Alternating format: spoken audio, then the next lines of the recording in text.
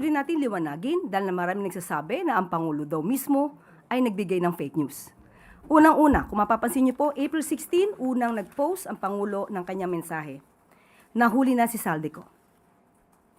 Pag sinabi nating nahuli na si Saldico, it doesn't necessarily mean that it is an arrest. Ang nahuli na salita ay very general. So kapag nahuli, pwede nating sabihin na napahinto, na-stop, na-prevent sa pagkilos, at hindi mali ang Pangulo sa kanyang inulat noong April 16. At sinabi pa nga niya dito na we are in close coordination with the Czech government to ensure that all legal processes are followed and to arrange for his return to the Philippines at the soonest possible time. Dahil yun ang nais ng Pangulo. Kaya makikipag-coordinate sa Czech Republic. April 17, nag-post siyang muli. Ang sabi niya rito, our coordination with Czech authorities continues. The latest information confirms that Saldico was stopped at the German border after entering from the Czech Republic. He was denied entry and returned to Czech authorities where he remains in custody. Hindi po ito mali. Hindi po nanggaling sa Pangulo mismo ang salitang aresto. Pero hindi rin po kinakaila ng SOJ that the movements of Saldico were restrained to a certain extent.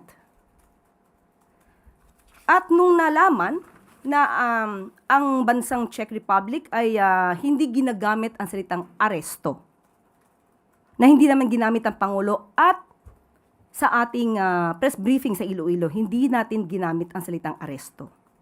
Kung ginamit man ito ng PCO, dahil yon ang kanilang pag-translate, most probably salitang nahuli. But, nung nalaman na hindi ito ang terminong ginagamit ang Czech Republic, yan po naman ay ating iginalang. At pina-correct na lang po natin nang naaayon din po sa nais na salita na o termino ng Czech Republic. Dahil nga po, hindi lamang iisang bansa ang involved dito. Hindi lamang tayo ang involved dito. May ibang bansa na kailangan din po natin igalang ang polisiya. So, Yusek, we can guarantee the public that the lahat ng statement na nanggaling sa Pangulo ay dumaan, reliable, at verified. And sino po ba daw yung nagbigay ng cleared information sa President leading to the announcement? Because may details po agad nung sinabi ng Pangulo from crossing the German border and then eventually turned over to the Czech authority.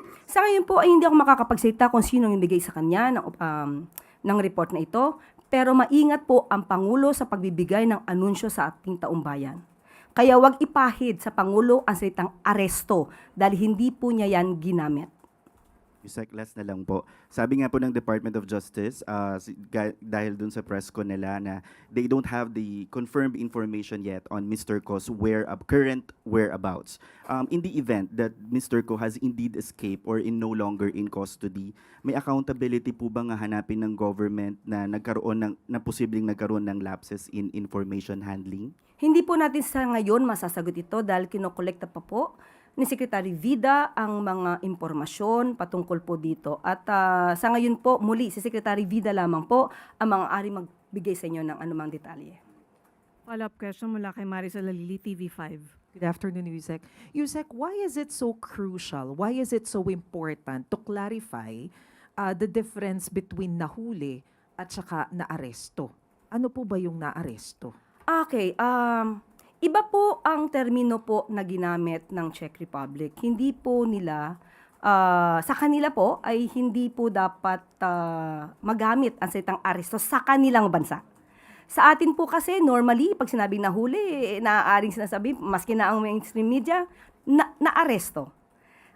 Kung may pagkakaiba ba na termino, lihiya, na ginagamit ang bansang Czech Republic at ang Pilipinas, so igagalang po natin yung nais nila dahil ang si Saldico po ay nakuha nila o nakuha yung kustodiya at the time.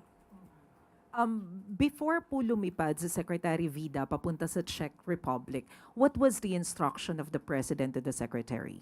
Muli, hindi po tayo privy sa kanila na pag-usapan, pero sa ating nadinig na interview, ang nais lamang po niya ay malaman kung anong estado ni Saldico doon at ano pang maaaring malaman at magawa para maibalik si Saldico dito sa Pilipinas. Okay, so ano po yung inaasahan ng Pangulo na iuuwi dito ni Secretary Vida, or at least yung konkreto na information na gusto niyang marinig mula kay Secretary Vida? Hindi po tayo makakapagbigay dahil kinakailangan po rin nating igalang ang confidentiality at yan po ang nais ng Czech Republic. So, abangan na lang po natin yung susunod na balita mula po kay Secretary Vida. Follow-up question mula kay Ace Romero, Philippine Star. Yusek, nabanggit nyo yung term na arrest hindi ginagamit ng Czech Republic, kaya minabuti nating igalang yung kanilang nais, no? Pero given na yung sinabing nakita si Zaldico doon sa border and then apprehended, whatever, arrested, or hindi nga ginagamit yung arrest, no? Bakit kaya hindi muna natin kino-ordinate sa Czech Republic yung term bago nagkaroon ng ganong announcement sa Pangulo, and then it took days before it was corrected kasi kumalat 'di ba sa mainstream media the arrest, and it took days before the government corrected, given that proactive naman kayo sa pag-check ng misinformation, minsan sadya o hindi, no? Bakit it took days before we correct yung arrest na word, kaya nagkaroon tuloy ng confusion? Ace, hindi nang galing kay Pangulo yung word na arrested. So walang iko-correct ang Pangulo sa kanyang mensahe. No, the government, kasi even the PCO used the word. Yes, nung nalaman ito dahil na-interview si Attorney Polo Martinez, si Attorney Polo Martinez, at sinabi niya technically hindi ginagamit yung salitang arrest. So, pinaalam po agad natin to kay Secretary Dave Gomez. So that's the time na kailangan na ayusin yung mensahe para hindi ma-offend or hindi magsalungat sa nais din ng Czech Republic na mensahe na dapat nating ibigay. Pero given na may mga ulat na rin nagsabing baka wala na rin sa Czech Republic si Zaldico, yung possibility na wala na siya doon, hindi kaya mas maiging inanunsyo, yung anunsyo nangyari muna na nagkaroon na ng kasiguraduhan na talagang maiuuwi natin from Czech Republic si Ko, bago ngayon sabi ng DOJ mismo baka wala na siya doon. Hindi kaya tama, naging premature nga po yung naging pag-anunsyo. Ano po, ulitin po natin ano ba ang inanunsyo ni Pangulo? Hindi po ba ang inanunsyo ng Pangulo unang-una ay nahuli si Zaldico? Totoo naman. Di po ba? Nasa kustodiya ng Czech Republic si Zaldico. Totoo naman. At ang sabi ng Pangulo, nakikipag-coordinate tayo sa Czech Republic. Totoo naman. So anong premature doon? Walang premature doon. Anong nais ng Pangulo? Madala at mabalik si Zaldico dito sa Pilipinas. Tama. Walang pagbabago doon. Hanggang ngayon, yun ang nais din natin. So anong premature doon? Walang premature doon. Siyempre, if the president makes an announcement na gano'n, there will be expectations na finally, nahuli na, and then pwede na siyang iuwi. Nandun na yung hopes or even expectations from the public na iuwi.